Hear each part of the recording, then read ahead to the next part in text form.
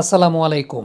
India under 19 টিমের বাঁহাতি batter নিখিল যখন ব্যাটিং করতে নামলেন তখন একটা কনভারসেশন হচ্ছিল, একটা মিটিং হচ্ছিল কোচ নাভিদ নওয়াজ, তালহা জুবায়ের অ্যাসিস্ট্যান্ট কোচ এবং সেই সঙ্গে ক্যাপ্টেন আজিজুল হাকিম তামিমের মধ্যে।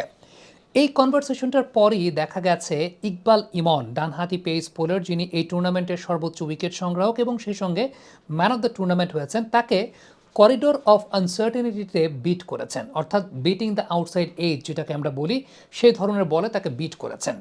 এখানে একটা প্লয় বোঝা যাচ্ছিল যে ওই পার্টিকুলার করিডোরটা, যেটাকে আমরা বলছি করিডোর অফ আনসার্টেনিটি, সেই জায়গাটাতে অ্যাওয়ে গোয়িং বলে ব্যাটারকে রিসিভ করতে চাচ্ছেন বোলার।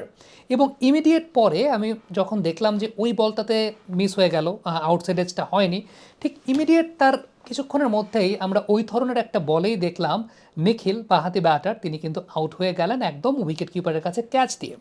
তার মানে এই যে কনভারসেশনটা হচ্ছিল আসলে মূলত এই নতুন ব্যাটারটার জন্য, এই কনভারসেশনটা প্ল্যান ওয়াইজ সেটাকে খুব ভালো মতো এক্সিকিউট করতে পেরেছেন ইকবাল ইমন, উইকেটটা বাংলাদেশ পেয়েছে।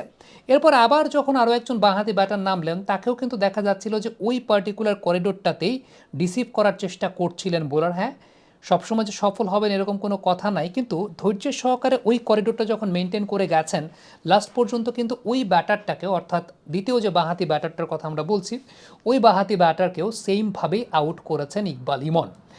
ইভেন প্রথম যে উইকেটটা নিয়েছিলেন, যেটা ডানহাতি ব্যাটারের উইকেট নিয়েছিলেন ইকবাল ইমন, সেই উইকেটটাও কিন্তু ওই রকম ফোর্থ স্টাম্পের ball, away going delivery, batter he had no clue, এবং উইকেটটা আলটিমেটলি উইকেট কিপারের পেছনেই গেছে।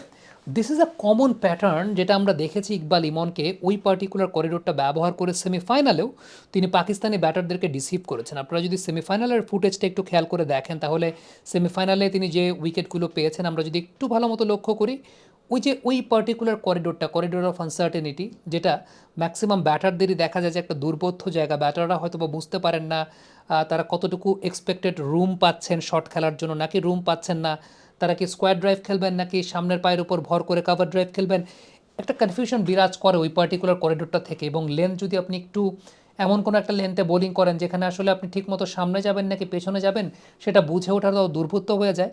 ইকবাল ইমনের কাছ থেকে আমরা এই জায়গাটা দেখেছি তিনি করতে পেরেছেন, এবং এই কারণেই তিনি এই টুর্নামেন্টের হায়েস্ট উইকেট টেকার এবং ম্যান অফ দ্য টুর্নামেন্টের পুরস্কারটাও তিনি পেয়েছেন। আমরা এর আগের দিন যখন পাকিস্তানকে বাংলাদেশ হারায় তখনই কিন্তু তাকে নিয়ে একটা কন্টেন্ট করেছিলাম, সেখানে বলেছিলাম যে এই বোলারটার একটা ব্যাপক সম্ভাবনার জায়গা আছে, সিলেট অঞ্চলকে প্রতিনিধিত্ব করেন, এবং সিলেটকে আমরা দেখেছি যে অনেক ফাস্ট বোলার কিন্তু বর্তমান সময় দিচ্ছেন। এখন পরিচর্যার জায়গাটা বাংলাদেশ ক্রিকেট বোর্ডের আমরা জানি যে আন্ডার 19 পর্যন্ত বেশ ভালো একটা সিস্টেমের মধ্য দিয়ে বাংলাদেশের ছেলেরা ক্রিকেট খেলে, কিন্তু 19-এর পর থেকে ওই আপগ্রেডেশনের জায়গাটা, যেটাকে আমরা এইচপি বলছি বা আন্ডার 23 জায়গা বলছি, সেটা তো আমাদের খুব বেশি প্রমিনেন্ট নাই।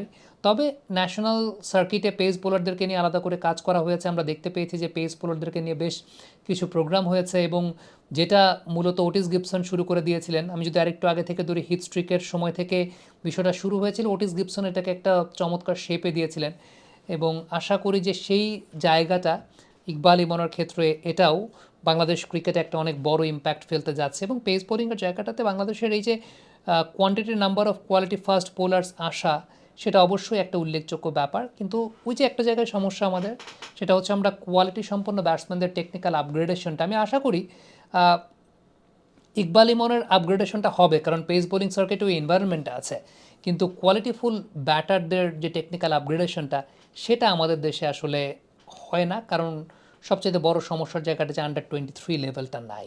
এটা থাকলে হয়তো বা আমরা বলতে পারতাম যে ওকে, আমাদের এই প্লেয়ারদের কাছ থেকে যেটা আমরা পাচ্ছি আউটকামটা আমরা আরও ভালো মতো জেনারেট করতে পারবো। Thank you very much. Comment বক্সে আপনাদের মন্তব্য মতামত জানতে চাই।